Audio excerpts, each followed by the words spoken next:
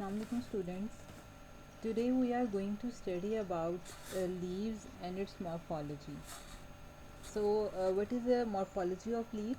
Morphology, as you already know, the apparent or the apparent structure of any object, it is called as morphology. So, if we talk about the morphology of the leaves, so in this section we will study about the appearance of the leaves, how they look like, and what are the modifications are present in the leaves.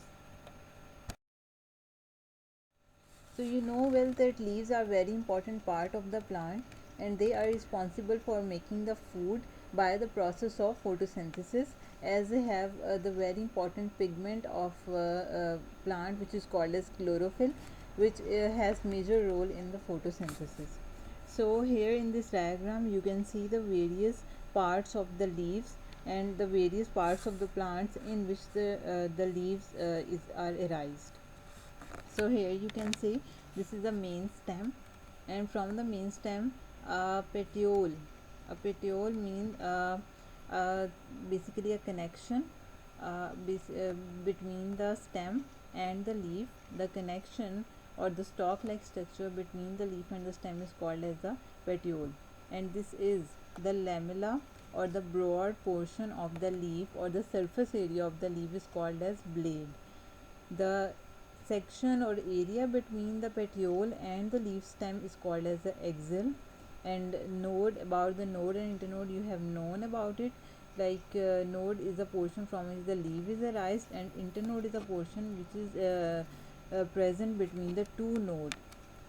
And the rib, the petiole or the stalk like structure, when it enters into the leaf, it is called as midrib. And stipule basically are the small scale like structure present at the base of the leaf. So leaves are the lateral outgrowth of the stems. They are the flattened and the expanded part of the plant, and this is the structure or the internal structure of the meristematic cells from which the leaf arises. Leaf parts. Leaf basically it is consist of the various parts, and in the botany there are number of the terms, there are number of the special terms are used for the different parts of the leaf. The first one is petiole. I told you the petiole basically the stalk and the cylindrical part which attach the blade or the lamina or the broad portion of the leaf to the stem. Here you can see this is petiole. This arrow indicates the petiole. This is a stalk-like structure which attach the leaf blade to the stem. Lamina or blade. Lamina or blade is the flattened green part of the leaf. Leaf basically supported by the leaf sheath, ligules and the auricles. Leaf sheath basically on the surface of the leaf there is a sheath of the waxy substance is present, which is called as a cuticle, and the function of that sheath in many plant is to protect the plant from the desiccation or from the loss of the water or by the dirt particles. Stipule. Stipule basically, here you can say they are the spiny narrow leaf like structure, the two leaf like flaps of the petiole. They are present, here you can see the stipule they are present at the base of the leaf, and they are the narrow leaf like structures. In the dicot may be stipulated or may be exstipulated. If in the dicot plant the stipule, these spiny structures are present, then the plant is called as stipulated, or leaf is called as stipulated. Or if the stipules are absent, then it is called as exstipulate. Midrib, the basically the inner or the mid part of the leaf, which consists of this rib like structure, stalk like structure, which is consist of the xylem and the phloem. Basically this midrib, it consists of the xylem and phloem which transport food and water to the leaf. So midrib, the central vein like structure, veins conducting tissues of the leaf. Veins, what are the veins? What is this midrib, and what are the veins of the leaf? They consist of the Conducting tissues of the leaf. Conducting tissues means xylem and phloem, which conduct the food and water to the leaf. And veinlets. Veinlets are this is the midrib, this is vein, and if the small veins arise from this vein, they are called as veinlets. You might have seen the number of veinlets on the surface of the leaves. Along with this midrib, there are several small veins arises, and they are called as veinlets. Margin, the edge portion of the leaf is called as margin of the leaf. Okay, the leaf is of two types. Major, it has two types. Leaf has two types: simple leaf and compound leaf. Simple leaf. In case of the simple leaf, only one blade or lamina is present. If the leaf consists of only a single lamina, a single blade, here you can say in this picture, leaf consists of only single lamina, so such leaf is called as simple leaf or compound leaf. If the blade or lamina is divided into two or more leaflets or pinna, leaflets also called as pinna, then the leaf is called as compound leaf. Okay, here in this picture you can say the lamina or the blade of the leaf, it is divided into 1, 2, 3, 4 or 5 leaflets. In this case, the lamina is divided into a number of leaflets. So such leaves in which the lamina or blade or leaf blade is divided into the several leaflets, such leaf is called as a compound leaf. And rachis, what are the rachis? Rachis is the continuation of the petiole where the leaflets are attached. Here you can say what are the rachis? Rachis are the main stem-like portion by which these leaflets are attached. This is called as, in this case, only one rach is present. In this case, there are number of rachis are present. Rachis are the part by which the leaflets are attached. Types of the compound leaves. Now the compound leaves is further divided into the various types. First one is pinnately compound leaf. If the leaflets are arranged along the rachis in a feather-like fashion, as you can see over here, what is rachis? Rachis is the main central portion by which the leaflets are attached. Okay, so if the leaflets are arranged laterally on the sides, if they are attached on the sides and make a feather-like appearance, so such leaf is called as pinnately compound leaf. Okay. Pinnately compound leaf is further divided into the two types, simple pinnate and odd pinnate. Simple pinnate means if the even pinnate, each leaflet has a pair. If each leaflet, suppose this is the one leaflet and it has a pair of it, this one. Each leaflet has a pair of it, then this is called as simple pinnate leaf. And if a terminal leaflet, if in this case of the pinnately compound leaf, terminal leaflet has no pair and it shows the odd pinnate, then it is called as the odd pinnate compound leaf. In this case you can see a terminal leaflet has no pair while the other leaflets has a pair of them, so such compound leaf is called as odd pinnate. So bipinnate, what happens in case of the bipinnate? Bipinnate, basically the primary rachis branches into secondary rachis that bears the leaflets. Here you can say this is primary rach, this is primary rachis. This primary rachis, it separate out into secondary rachis. Okay, this primary rachis, it gives off secondary rachis, and those secondary rachis, they bear the leaflets. So this is this type of the shape of the compound leaf is called as bipinnate. And what is tripinnate? Now you can understand easily. So what would be the tripinnate? In case of the tripinnate, there must be one primary rachis, then it would be divided into secondary rachis, and secondary rachis would divide into further tertiary rach, and all the rachis bear the leaflets. Palmately compound leaf, the second type. Leaflets radiate from a common point.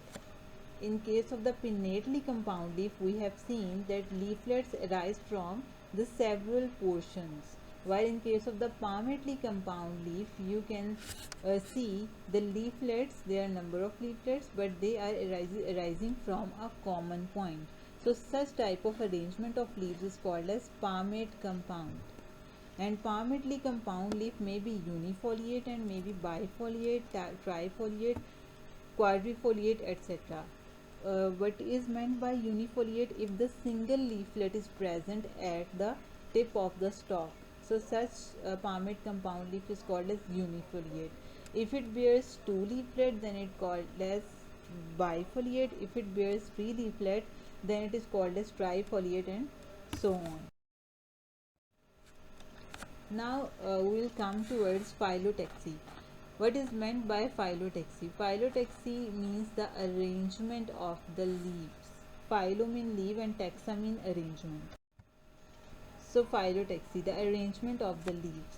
Arrangement of the leaves may be of the various types. The first one, alternate leaves or alternate arrangement or alternate phyllotaxy. What does it mean? It means one leaf at each node. Alternate mean, here you can see over here, alternate arrangement of leaves. Here is a node, and from this node only one leaf originate, and from this node only one leaf originate. So they are alternating one another. The leaves are alternating with one another. So such type of the arrangement or such type of uh, arrangement of the leaves is called as the alternate phyllotaxy or alternate arrangement. Opposite arrangement means the two leaves or two opposite leaves, they are present at each node. This type of arrangement is called as opposite phyllotaxy. And whorled or verticillate, the both names are for the same arrangement. Whorled means several leaves are equal distance around the node. Here you can say they are the several leaves, they are present around a single node. So such type of the phyllotaxy or arrangement of the leaves is called as verticillate or whorled. Okay, the fourth one type of the phyllotaxy is spiral. If the leaves arise succeedingly around the stem, here you can say if the leaves around succeedingly mean in a spiral or helical pattern. If they are arising from the stem in a spiral or helical pattern, so this arrangement is called as spiral phyllotaxy.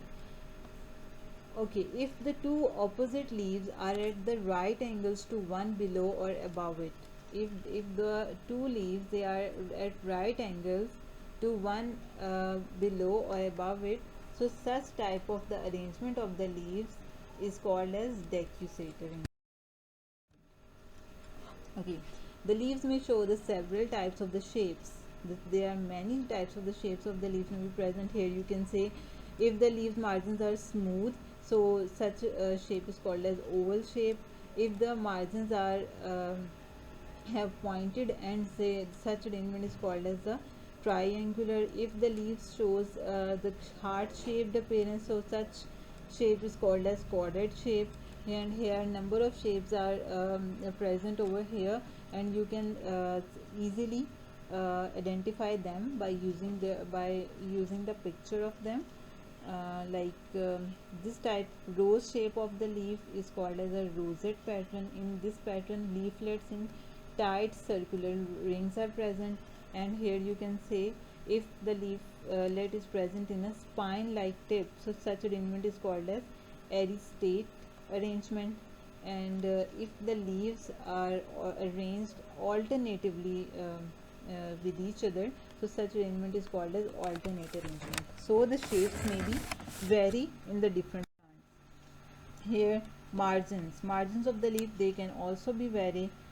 Sometimes margins may be serrate. Okay, what type of the serrate mean teeth forward pointing, mean forward pointing edges are present in this type of the margin. Lobed shape, if the margins of the leaf, they are lobe shaped, or they have invasions in it. Like here you can say they have invasions in it. They just making a lobe like structure. So such shape is or such margin of the leaf is called as lobe shaped. They may be spiny, they may be sinuate. Sinuate mean if the margins they are wave like, or if they are widely wavy, so they are called as undulate. So here are a number of pictures which are showing the different shapes of the margins of the leaf, and by showing the picture and with their name you can easily identify them. So you need to learn their names with their shapes. So leaf venation. Our next point is leaf venation. Leaf venation means veins which are consisting of the conducting tissues like xylem and phloem, how these veins are arranged on the surface of the leaf. Okay. System of the venation. Here you can say there are number of the veins are present on the surface of the leaf. The first type of the venation is called as reticulate or netted venation. Reticulate venation means the lamella or the blade of the leaf has network-like venation pattern. Means the veins which are present on the surface of the leaf, they are network-like.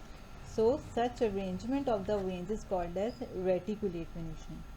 Pinnately netted. Pinnately netted venation means veins and the veinlets rise from the midrib and ramify through the lamina. Here you can see the pinnately netted veins means the from the main vein there are the number of parallel veins arise, but they are present opposite to each other, but they are not showing a network like manner. So this type of the arrangement of the veins is called as pinnately netted vein. Palmately netted vein. Palmately netted vein. In this case, veins arise at one point at the base of the leaf. Here you can see the veins. They are arising from a single point. All the veins they are arising from a single point. If such type of the venation pattern is present, then this is called as palmately netted vein or palmately netted venation. Okay. Radiately netted venation. Radiately mean in the form of rays. So if the veins radiate at the tip of the petiole, here you can see if the veins are present in the form of the rays, in the form of the radiations all around from the tip of the petiole, so such type of the venation pattern is called as radiated netted venation.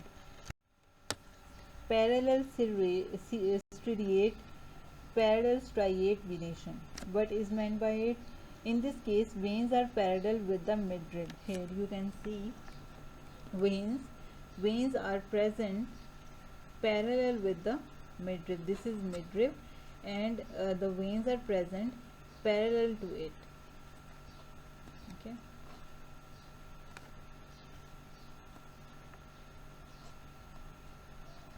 Pinnately netted veins, and this is palmately netted vein. Pinnately netted veins, they are present in simple leaves, and palmately netted veins, they are present in compound leaves.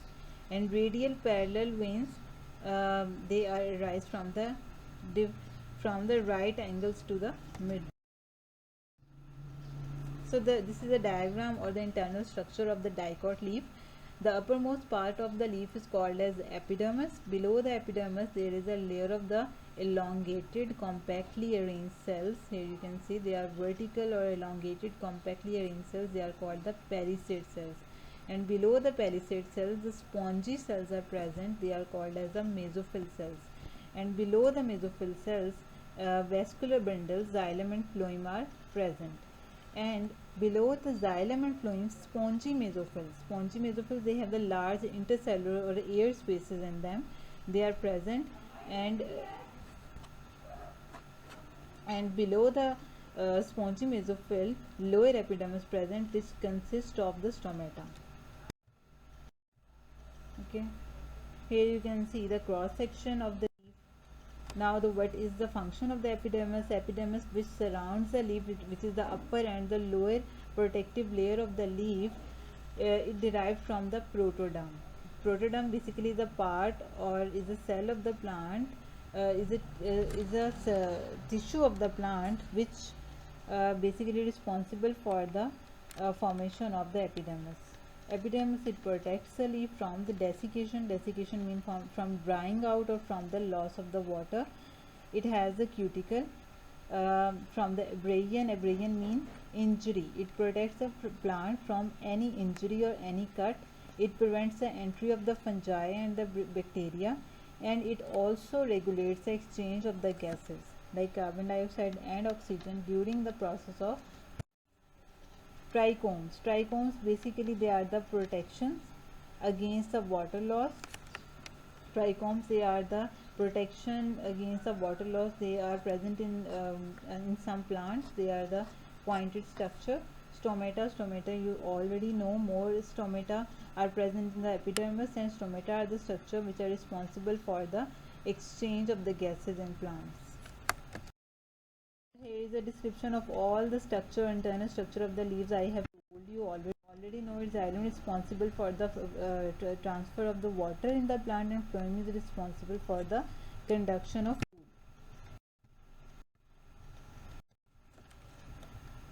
So here is another example of the internal anatomy of the leaf. Okay. Our next point is modified leaves. The leaves also have the various modifications in the different plants. First, spines. In some plants, the leaves are modified into stipules or the spines or the scaly structure for the protection of the plant. Okay. Second modification may be tendril. Tendril basically are the cylindrical or the helical structure, and they help the plant to climb on a surface. And these tendrils basically they are present in the climbing plants, which need some support to move upward. Bracts. Bracts are the modified leaves at the base of the flowers. At the base of the flowers, a green or modified leaves are present, and their function is to attract the pollinators. Colored bracts for the attraction. Uncutinized leaves. Uncutinized leaves basically for the absorption of the water. They are present in the some plant species like digman. An expanded leaf like petiole for additional photosynthesis. Sometimes petiole is expanded in the some species of the plants. Petiole is a small leaf like structure. Petiole is a stalk of the leaf which connect it with the stem. But in some cases, for additional photosynthesis, petiole basically expanded. It expands like leaf. Okay. Here you can see fleshy and the succulent leaves. Sometimes the leaves they become fleshy, they become succulent for the storage of the water and the minerals, and such type of the stem or such type of the leaves they are present in the desert plants, in which the more water storage requirement is present.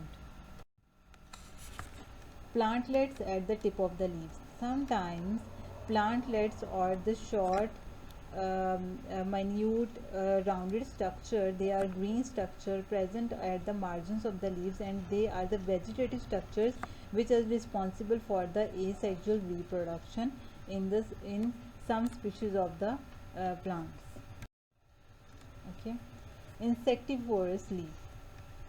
Insectivorous leaf, basically insectivores are the plants which eat the insects to get their nutrition. So you can see here is the example of the pitcher plant. Pitcher plant, sometimes in case of the pitcher plant, the leaves basically they are modified in a certain structure, and when an insect fall on the surface of it, they secrete some enzyme, and they just capture that insect and break down its body.